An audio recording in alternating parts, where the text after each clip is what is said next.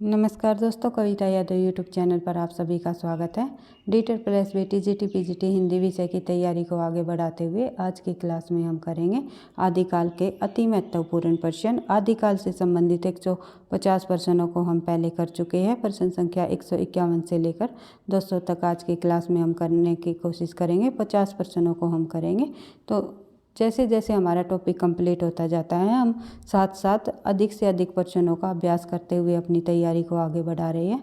मैंने आपको बार बार बता रखा है कि निरंतर अभ्यास ही सफलता का राज होता है। सफलता का राज क्या माना जाता है? निरंतर अभ्यास। इसी उद्देश्य से हम अपनी तैयारी को अभ्यास के साथ साथ अधिक से अधिक प्रश्नों का अभ्यास करते हुए निरंतरता के साथ अपनी तैयारी को आगे बढ़ा रहे हैं। Detail plus B TGT PGT के साथ साथ ये अन्य स्टेट में होने वाली टीजीटी पीजीटी परीक्षाएं है जो हिंदी विषय से संबंधित प्रश्न पूछे जाते हैं। जिस भी परीक्षा में, चाहे एनटीए नेट की परीक्षा हो या फिर यूपीएससी की परीक्षा हो, सभी के लिए ये लाभदायक सिद्ध होगी, मददगार साबित होगी। तो देख लेते हैं प्रश्न संख्या 151। 151 में पूछा हुआ है आदिकाल की समय अवधि क्या है। तो आदिकाल की जो समय अवधि मानी जाती है वो 11वीं शताब्दी से लेकर 14वीं शताब्दी तक मानी जाती है। बढ़ते हैं आगे। प्रश्न संख्या 152। 152 में क्या पूछा हुआ है? आचार्य रामचंद्र शुक्ल ने आदिकाल में किसका विवेचन किया है? आचार्य रामचंद्र शुक्ल ने आदिकाल में जो है वीर गाथा काव्य का विवेचन किया हुआ है, जो कि तैत्तिरीय प्रकरण में किया है। उसके बाद बात करें, जैसे कि आदिकाल का नाम ही आचार्य रामचंद्र शुक्ल ने प्रवृत्ति के आधार पर वीर गाथा काल नाम दिया है शुक्ल जी के अनुसार। उसके बाद बात करें हिंदी साहित्य के आदिकाल को अपभ्रंश काल नाम किसने दिया? अलग अलग विद्वानों ने आदिकाल को जो नामकरण है अलग अलग नामों से किया है। जैसे कि अपभ्रंश काल नाम दिया जो है चंद्रधर शर्मा गुलेरी ने, और वीर गाथा काल कहा है रामचंद्र शुक्ल जी ने। इसी के साथ साथ राहुल सांस्कृत्यायन ने कहा है सिद्ध सामंत काल। इसी के साथ साथ जो बिजवप्पन काल जो है महावीर प्रसाद द्विवेदी ने, और आदिकाल को आदिकाल के नाम से नाम दिया है हजारी प्रसाद द्विवेदी ने। इस प्रकार से अलग अलग विद्वानों ने जो है आदिकाल के अलग अलग नाम दिए हैं। किसी ने चारण काल कहा है तो किसी ने संधि काल कहा है। इस प्रकार से किस विद्वान के द्वारा आदिकाल को क्या नाम दिया गया वो हम डिटेल से जो है कंटेंट के क्लास में अच्छे से पढ़ चुके हैं।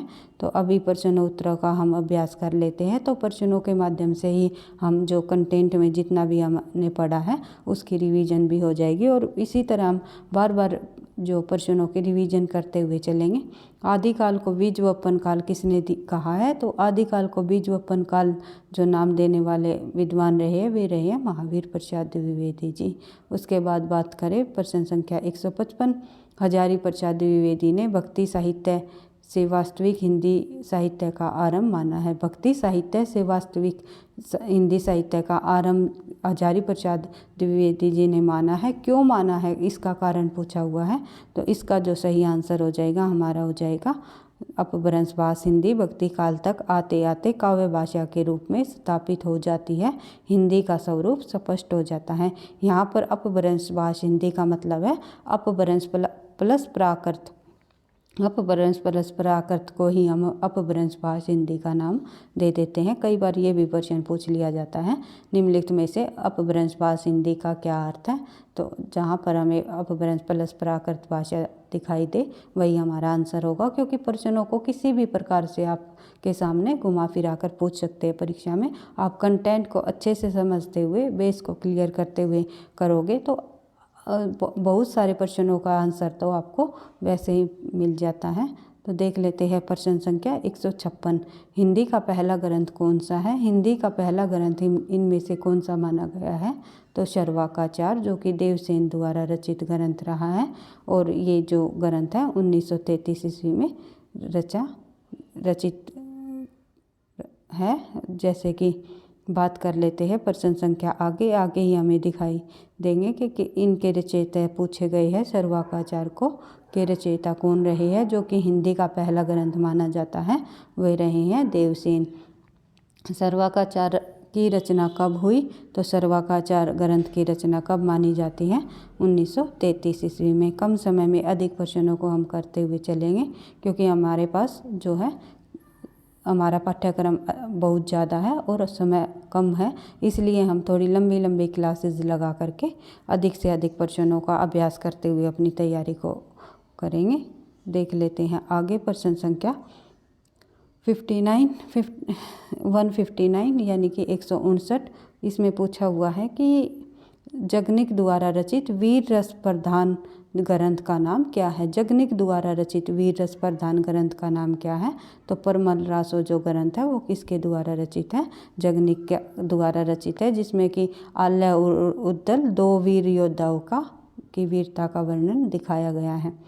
ये हम पढ़ चुके हैं, जैसे कि हम अभी थोड़ा सा रिवीजन के तौर पर हम जल्दी जल्दी तथ्यों को समझते हुए चल रहे हैं। तो देख लेते हैं प्रश्न संख्या 160।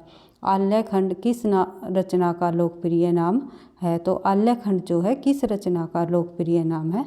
तो अभी हमने पढ़ा है जगनिक द्वारा रचित परमाल रासो का एक अन्य नाम जो है आल्यखंड नाम भी है। और ये जो आल्यखंड जो नाम है, ये आल्य और उद्दल जो वीर योद्धाओं के वीरता का वर्णन इसमें दिखाया है। तो आल्य एक योद्धा का नाम है, इसी के नाम पर इसका जो है आल्यखंड नाम का दिखाया गया है। बढ़ते हैं आगे। प्रश्न संख्या जो है 161 में हम देखेंगे पृथ्वीराज रासो के विषय में कौन सी धारणा अधिक उपयुक्त है?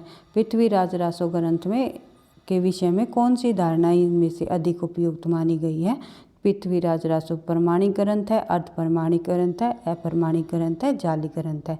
तो पृथ्वीराज रासो को अलग अलग विद्वानों ने जो है अलग अलग इसमें मतभेद बताए गए हैं कि किसी विद्वान ने प्रमाणिक माना है, तो किसी ने अर्ध प्रमाणिक माना है, किसी ने अप्रमाणिक माना है, और किसी ने इसे जाली पूरा का पूरा जाली ग्रंथ भी बता दिया गया है।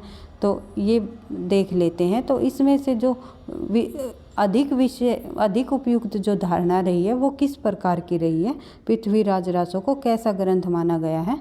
तो पृथ्वीराज रासो को अर्ध प्रमाणिक माना गया है, यानी कि इसके जो कुछ भाग तो हमें प्रमाण के रूप में हमें प्राप्त हुए हैं और कुछ नहीं प्राप्त हुए।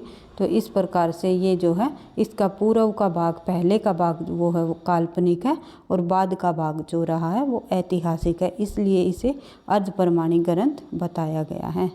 और बात कर लेते हैं 162 प्रश्न संख्या। बिसल देव रासो का प्रधान रस क्या रहा है? बिसल देव रासो का जो प्रधान रस है वो क्या रहा है? वो आप लोगों को पता ही है, श्रृंगार रस जो है बिसल देव रासो का प्रधान रस रहा है, जिसमें 12 मासा का वर्णन भी सबसे पहले बिसल देव रासो ग्रंथ में ही हमें देखने को मिलता है। इनमें से हिंदी का प्रथम महाकाव्य किसे माना गया है? हिंदी का प्रथम महाकाव्य किसे माना गया है ये आपको बताना है। तो सही आंसर हो जाएगा हमारा प्रथम महाकाव्य हिंदी का वो है पृथ्वीराज रासो चंद्रबरदाई द्वारा रचित। बढ़ते हैं आगे। प्रश्न संख्या 164। आदिकालीन साहित्य के संबंध में निम्नलिखित में से कथन कौन सा सत्य है? सत्य है पूछा हुआ है भाई, कौन सा कथन इनमें से सत्य है? तो देख लेते हैं। आदिकालीन साहित्य शुद्ध अपभ्रंश में है, ये कथन बिल्कुल सत्य नहीं है, क्योंकि आदिकालीन साहित्य में जो है हमें अपभ्रंश रचनाएं भी देखने को मिलती है और प्राकृत की रचनाएं भी हमें देखने को मिलती हैं। कई भाषाओं का मेल इसमें दिखाया गया है, जैसे कि इसमें जो है आदिकालीन साहित्य में हमें देखने को मिलता है कि विद्यापति ने जो पदावली की जो भाषा है वो मैथिली में की है, तो कीर्तिलता और कीर्तिपता का जो अवहट भाषा में हमें देखने को मिलती है। ऐसा नहीं है कि अपभ्रंश भाषा की अधिक रचनाएं हुई है, लेकिन शुद्ध अपभ्रंश में जो है ये आदिकालीन साहित्य हमें देखने को नहीं मिलता है, तो इसलिए ये हो जाएगा हमारा गलत।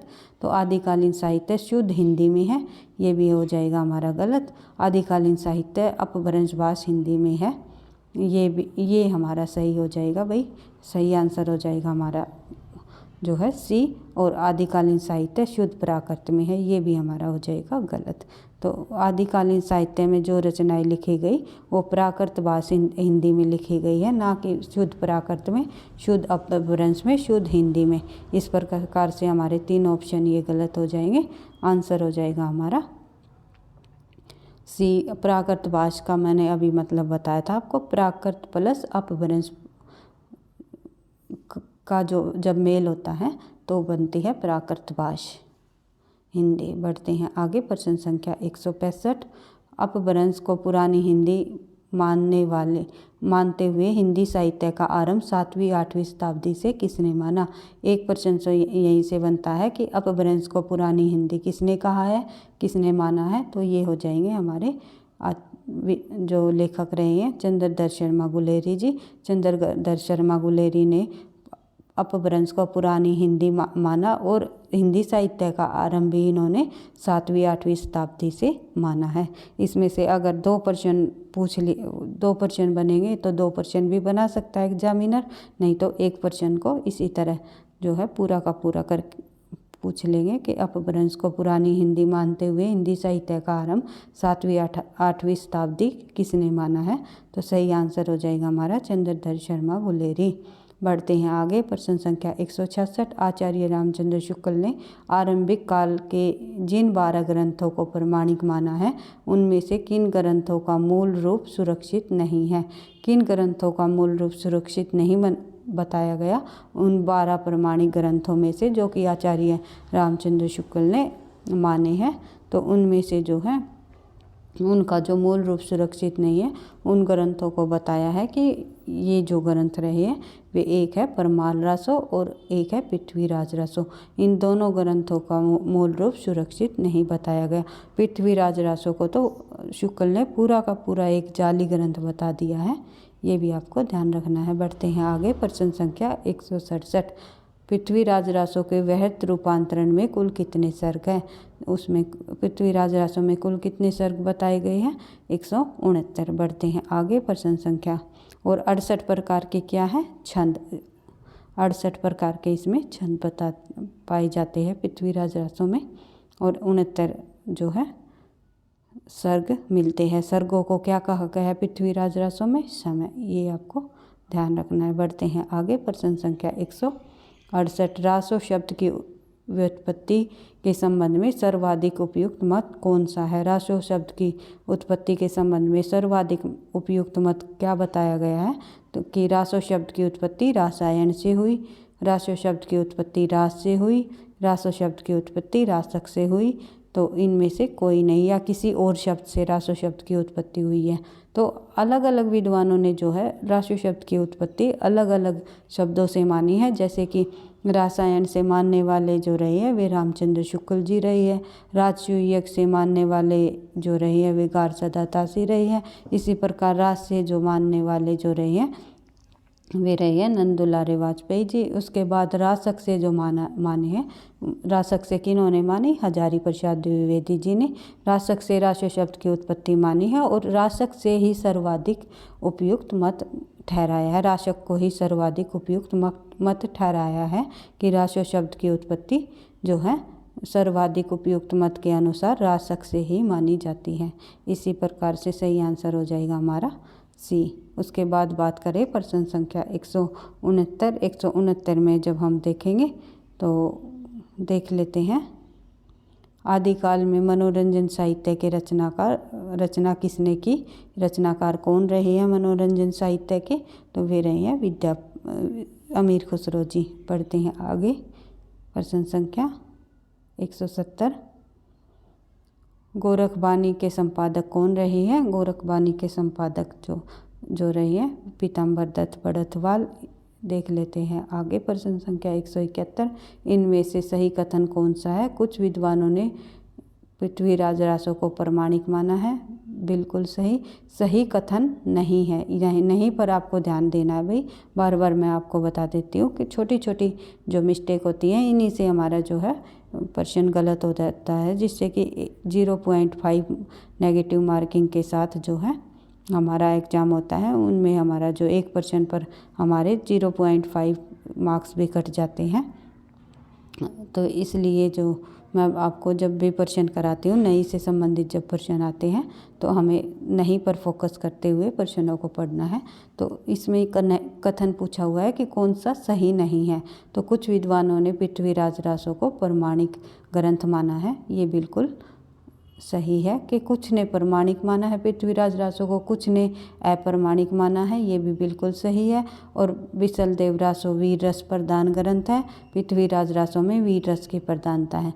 पृथ्वीराज रासो में वीर रस की प्रधानता रही है, ये आप लोगों को पता ही है कि जो पृथ्वीराज रासो में वीर रस की प्रधानता पाई जाती है, लेकिन विसल देव रासो में जो है वीर रस की प्रधानता नहीं पाई जाती, श्रृंगार रस प्रधान रस रहा है इनका, श्रृंगार रस की प्रधानता मिलती है पृथ्वीराज रासों में। तो गलत क्वेश्चन पूछा हुआ है, तो सही आंसर हो जाएगा हमारा सी। बढ़ते हैं आगे, प्रश्न संख्या 172, सिद्धों की संख्या कितनी बताई गई है? तो 84 है सिद्धों की संख्या, आप लोगों को पता ही है। और नाथों की संख्या 9 मानी जाती है, 9 नाथ 84 सिद्ध। बढ़ते हैं आगे, प्रश्न संख्या 173, सिद्धों का उचित समय क्या माना गया है? तो 7वीं 8वीं शताब्दी जो है सिद्धों का उचित समय माना जाता है। नारी निंदा किस संप्रदाय में मिलती है हमें? नारी निंदा जो है मैंने बताया था आपको, जो है नाथ पंथ में नारी निंदा हमें देखने को मिलती है। गुरु की महत्ता और नारी निंदा, ये सभी जो प्रवृत्तियां हैं नाथों में पाई जाती है। बढ़ते हैं आगे, प्रश्न संख्या 175, इनमें से नाथ संप्रदाय में क्या नहीं है? क्या नहीं है मिलता नाथ संप्रदाय में? गुरु महिमा मिलती है, नारी निंदा मिलती है, इंद्रिय निग्रह भी हमें देखने को मिलता है, लेकिन गृहस्थों का जो आदर है वो हमें देखने को नहीं मिलता। बढ़ते हैं आगे, प्रश्न संख्या 176, वर्ण रत्नाकर के रचयिता कौन रहे हैं? तो ज्योतिश्वर ठाकुर जी जो है वर्ण रत्नाकर के रचयिता रहे हैं। अपभ्रंश प्लस राजस्थानी भाषा के योग से बनी जो भाषा कौन सी रही है? वो रही है डिंगल। अपभ्रंश प्लस जो राजस्थानी भाषा होती है डिंगल, अपभ्रंश प्लस जो ब्रज भाषा होती है वो होती है हमारी पिंगल। अपभ्रंश प्लस ब्रज भाषा का नाम क्या है? वो है पिंगल। विद्यापति की रचना किस भाषा में हुई? तो विद्यापति की रचना जो है कौन सी रचना पूछी हुई है? पदावली। पदावली की जो भाषा रही है विद्यापति की वो मैथिली भाषा में है। बढ़ते हैं आगे, और जो कीर्तिलता और कीर्तिपता का जो रचना है विद्यापति की वे अवहट भाषा में है, लेकिन जो पदावली है वो मैथिली भाषा में रचित रचना है।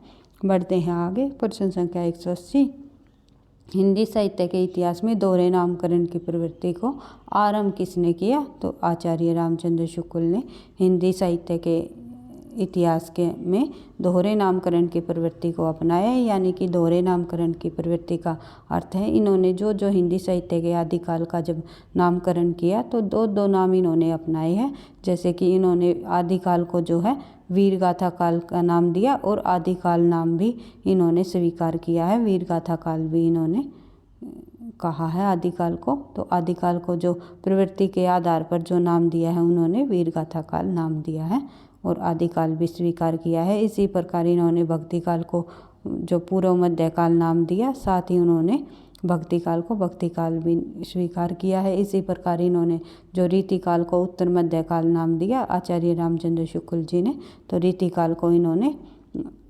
रीतिकाल भी स्वीकार किया है। इन्होंने कहा है कि श्रृंगार काल कहना भी उचित रहा होगा और जो है रीतिकाल भी इन्होंने स्वीकार किया है। उसके बाद उत्तर मध्यकाल इन्होंने नाम दिया है। तो दो नामों को इन्होंने अपनाया है, यानी दोहरे नामकरण की प्रवृत्ति को अपनाया है हर एक काल को। जैसे कि आधुनिक काल की भी जब हम बात करें तो आधुनिक काल भी आचार्य रामचंद्र शुक्ल ने वैसे तो नाम दिया है इन्होंने गद्य काल, लेकिन आधुनिक काल भी नाम इन्होंने स्वीकार किया है। ऐसा नहीं है कि केवल गद्य काल ही कहा जाए, तो उन्होंने जो है आधुनिक काल नाम भी स्वीकार कर लिया है। तो इसी प्रकार एक ऐसे आचार्य हुए हैं रामचंद्र शुक्ल जी ने जो कि हिंदी साहित्य के इतिहास के दोहरे नामकरण की प्रवृत्ति को अपनाते हुए काल विभाजन किया है। बढ़ते हैं आगे, प्रश्न संख्या 181, आदिकालीन काव्य प्रवृत्ति नहीं है। इनमें से आदिकाल की काव्य प्रवृत्ति कौन सी नहीं है, ये हमें देखना है। प्रबंध और मुक्तक काव्य की रचना हुई है आदिकाल में प्रबंध और मुक्तक काव्य की रचना हमें देखने को मिलती है, बिल्कुल सही है। धार्मिक साहित्य की रचना की गई, धार्मिक साहित्यों की भी रचना की गई है आदिकाल में। खड़ी बोली का प्रयोग हुआ, तो ये हो जाएगा हमारा गलत। वीर और श्रृंगार रस की प्रधानता रही, ये भी हमारा जो है सही आंसर हो जाएगा। वीर खड़ी बोली का जो प्रयोग है आदिकाल में नहीं मिलता। खड़ी बोली शब्द का प्रयोग किया था आदिकाल के कवि जो है अमीर खुसरो जो रहे हैं, उन्होंने ये देखना है कि खड़ी बोली शब्द का सबसे पहले प्रयोग करने वाले विद्वान कौन रहे हैं, वे रहे हैं अमीर खुसरो जी। लेकिन खड़ी बोली का जब प्रयोग जो हुआ आधुनिक काल में जाकर के खड़ी बोली का द्विवेदी युग में प्रयोग होने लगा। और जो खड़ी बोली के प्रथम लेखक जो माने जाते हैं श्रीधर पाठक माने जाते हैं, ये आपको ध्यान रखना है। बढ़ते हैं आगे। प्रश्न संख्या 182। आदिकालीन काव्य में किस प्रवृत्ति का अभाव है? आदिकालीन काव्यों में किस प्रवृत्ति का इनमें अभाव दिया गया है? तो भक्ति, श्रृंगार, प्रकृति चित्रण, राष्ट्रीय चेतना। आपको पता ही है आदिकाल में जो है संकुचित राष्ट्रीयता की भावना में देखने को मिलती है, ना कि राष्ट्रीय चेतना में मिलती है। राष्ट्रीय चेतना का भाव हमें दिखाई नहीं देता। बढ़ते हैं आगे। प्रश्न संख्या 183। इनमें से हिंदी साहित्य का इतिहास किसने नहीं लिखा? हिंदी साहित्य का इतिहास लिखने वाले कौन नहीं रहे हैं? इनमें लक्ष्मी सागर वाणसे ने भी लिखा है, राम कुमार वर्मा ने भी, और बच्चन सिंह ने भी। डॉक्टर नगेंद्र जो रहे हैं, डॉक्टर नगेंद्र जी ने क्या किया है? हिंदी साहित्य की भूमिका लिखी है, ना कि हिंदी साहित्य का इतिहास। उन्होंने केवल भूमिका के रूप में लिखा है, इन्होंने हिंदी साहित्य का इतिहास नहीं लिखा। बढ़ते हैं आगे। प्रश्न संख्या 184। आचार्य शुक्ल ने के अनुसार हिंदी साहित्य का आविर्भाव कब से माना जाता है? आचार्य रामचंद्र शुक्ल ने हिंदी साहित्य का जो आविर्भाव है वो प्राकृत की अंतिम अपभ्रंश अवस्था से माना है। बढ़ते हैं आगे। प्रश्न संख्या 185। अपभ्रंश के प्रथम महाकवि कौन है? तो अपभ्रंश के जो प्रथम महाकवि के रूप में हम जाने जाते हैं स्वयंभू जी, जो कि 8वीं सदी के कवि रहे हैं। पढ़ते हैं आगे। प्रश्न संख्या 186। आचार्य रामचंद्र शुक्ल ने किस साहित्य को सांप्रदायिक शिक्षा मात्र कहकर वीरगाथा काल की सम्मिलित नहीं किया? वीरगाथा काल में सम्मिलित नहीं किया, केवल सांप्रदायिक शिक्षा मात्र कहकर उन्होंने जो है किस साहित्य को वीरगाथा काल में स्वीकार नहीं किया, वीरगाथा काल में सम्मिलित नहीं किया, किंतु हजारी प्रसाद द्विवेदी ने इसे आदिकाल में स्वीकार किया है। तो वो कौन सा ऐसा साहित्य है?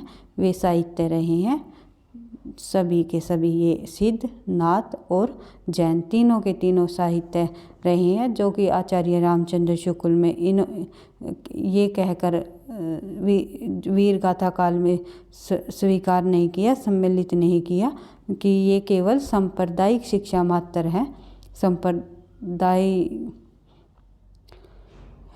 का ही प्रचार प्रसार इनमें हमें देखने को मिलता है। आचार्य रामचंद्र शुक्ल जी के अनुसार इन्होंने जो इन्हें तीनों साहित्यों को जो है आदिकाल में स्वीकार नहीं किया, यानी अपने वीरगाथा काल में स्वीकार नहीं किया। लेकिन हजारी प्रसाद द्विवेदी ने सिद्ध, नाथ और जैन साहित्य को आदिकाल में स्वीकार किया है। और इन तीनों साहित्य को नहीं किया तो केवल बच गया हमारा एक साहित्य, जो कि रासो साहित्य है। रासो साहित्य को आचार्य रामचंद्र शुक्ल ने अपने वीरगाथा काल में स्वीकार किया है। ये भी प्रश्न बन सकता है कि निम्नलिखित में से किस साहित्य को जो है वीरगाथा काल में स्वीकार किया आचार्य रामचंद्र शुक्ल जी ने? तो वो कौन सा साहित्य हो जाएगा? रासो साहित्य। बढ़ते हैं आगे। प्रश्न संख्या 187। सिद्ध साहित्य से तात्पर्य है, तो सिद्ध साहित्य से क्या तात्पर्य है? तो सिद्ध साहित्य से हमारा तात्पर्य है कि वर्जियान परंपरा से सिद्ध आचार्य द्वारा रचित साहित्य। वर्जियान से जो निकल कर आए, सामने आए, वे सिद्ध कहलाए, और जो सहजयानी थे वे नाथ कहलाए। सहजयानी थे वे क्या कहलाए? वे नाथ कहलाए। तो सिद्धों का तात्पर्य पूछा हुआ है, तो सिद्धों से का सीधा सीधा हमें यहाँ आंसर मिलता है कि वर्जियान परंपरा से सिद्ध आचार्य द्वारा जो रचित रचनाएं रही है वही हमारी जो है सिद्ध साहित्य के अंतर्गत आती है। बढ़ते हैं आगे। प्रश्न संख्या 188। आदिकालीन काव्यधारा में उपलब्ध नहीं, आदिकालीन काव्यधारा में उपलब्ध नहीं है। कौन सी जो कौन सा साहित्य आदिकालीन काव्य धारा में उपलब्ध नहीं है, ये पूछा हुआ है। नहीं से पर आपको ध्यान देना है। तो सिद्ध साहित्य भी हमारी आदिकालीन काव्य धारा में हमें देखने को मिलता है। नाथ साहित्य भी मिलता है, रासो साहित्य भी मिलता है और जैन साहित्य भी मिलता है। ये 4 साहित्य हमें आदिकालीन साहित्य में हमें देखने को मिलती है। और साथ ही लौकिक साहित्य और फुटकल रचनाएं भी हमें आदिकालीन साहित्य में देखने को मिलती है। लेकिन जो सिख साहित्य है वो हमें आदिकालीन साहित्य में नहीं मिलता। बढ़ते हैं आगे। प्रश्न संख्या 189। बढ़ते सांध्य भाषा का अर्थ क्या है? तो इनमें से सांध्य भाषा का अर्थ क्या है ये पूछा हुआ है। तो निम्नलिखित में से सांध्य भाषा अंतर साधनात्मक अनुभूतियों द्वारा संकेत करने वाले प्रतीक भाषा। जो सांध्य भाषा होती है वो एक भाषा न होकर के एक हमें शैली के रूप में हमें मिलती है, जो कि एक प्रतीकात्मक हम भाषा कह सकते हैं। अंतर साधना की अनुभूतियों का जिसमें संकेत दिखाई पड़ता है वही हमारी होती है सांध्य भाषा। बढ़ते हैं आगे। प्रश्न संख्या 190। सिद्ध साहित्य के संदर्भ में कौन सा कथन असत्य है? असत्य पूछा हुआ है भाई, ये ध्यान रखना है। सिद्ध साहित्य दोहों व चार्य पदों में है, ये बिल्कुल सही बताया गया है। सिद्ध साहित्य जो है, सिद्ध साहित्य दोहों और चार्य पदों में रचित है। और उसके बाद सिद्ध साहित्य की भाषा पिंगल है। ये जो है ये हमारा गलत हो जाएगा, क्योंकि अभी हमने पढ़ा था सिद्धों की जो भाषा है वो सांध्य भाषा मिलती है। सरहप्पा सिद्ध साहित्य के आदि कवि हैं। सरहप्पा जो है सिद्ध साहित्य के आदि कवि है, ये बिल्कुल सही है। सरहप्पा जो है सिद्ध साहित्य के पहले कवि माने जाते। सिद्धों के पहले कवि कौन माने जाते हैं? सरहप्पा जी। उसके बाद बात करें सिद्ध साहित्य में सहज साधना का प्राधान्य है, ये बिल्कुल सही है। पढ़ते हैं आगे। प्रश्न संख्या 191। निम्नलिखित में से 84 सिद्धों में प्रथम सिद्ध कौन से माने जाते हैं? अभी हमने पढ़ा है सरहप्पा। सरहप्पा 84 सिद्धों में प्रथम सिद्ध माने गए हैं। उसके बाद बात कर लेते हैं राहुल संस्कृतायन ने हिंदी का प्रथम कवि किसे माना? राहुल संस्कृतायन जी द्वारा हिंदी का प्रथम कवि जो है किसे माना गया, ये आपको बताना है।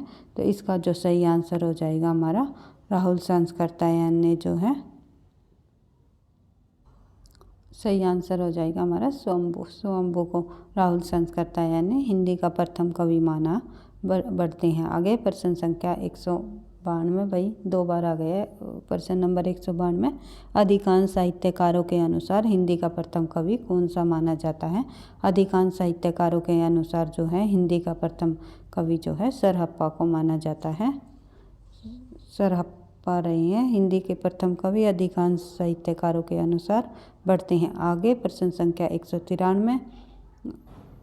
शालिभद्र सूरीकृत भारतीय बाहुबली रास को हिंदी की प्रथम रचना किसने माना?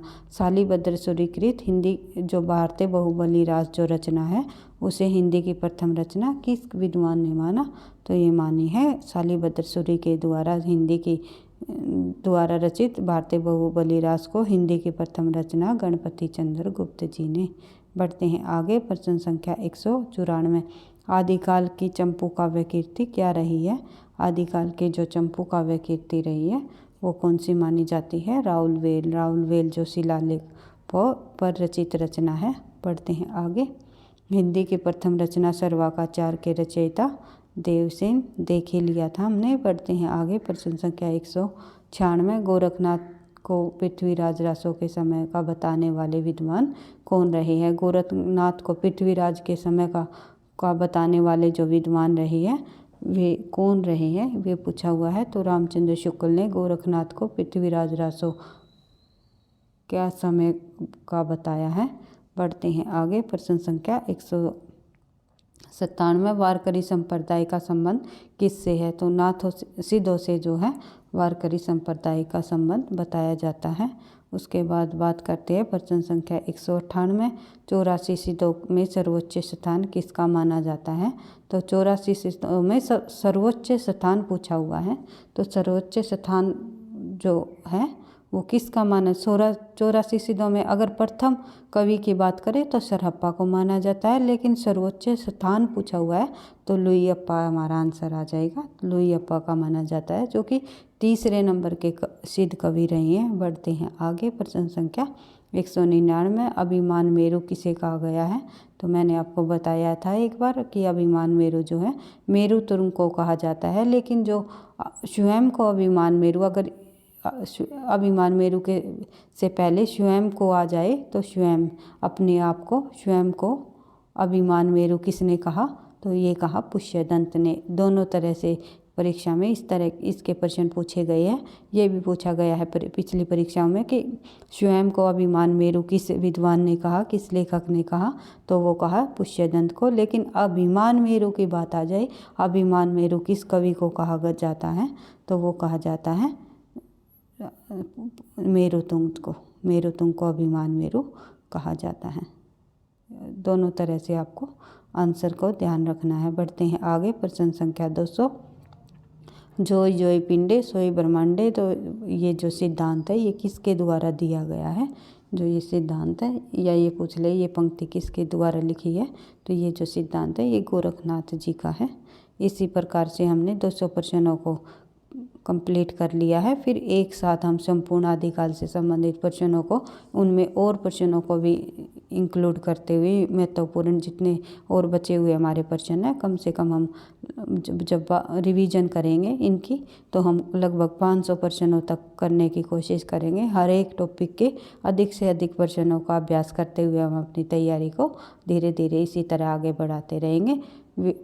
जो वीडियो पसंद आई तो लाइक करना, दोस्तों के साथ शेयर करना, चैनल पर पहली बार हो तो सब्सक्राइब कर लेना, ताकि हर रोज़ जो हमारी हिंदी विषय संबंधी क्लासेस आती है आपके सामने हर रोज़ नोटिफिकेशन आपको मिलता रहे और आपकी तैयारी इसी प्रकार से परीक्षा तक रिवीजन के साथ अच्छी होती रहे और पढ़ते रहना, आगे बढ़ते रहना। Best of luck. Thank you. धन्यवाद।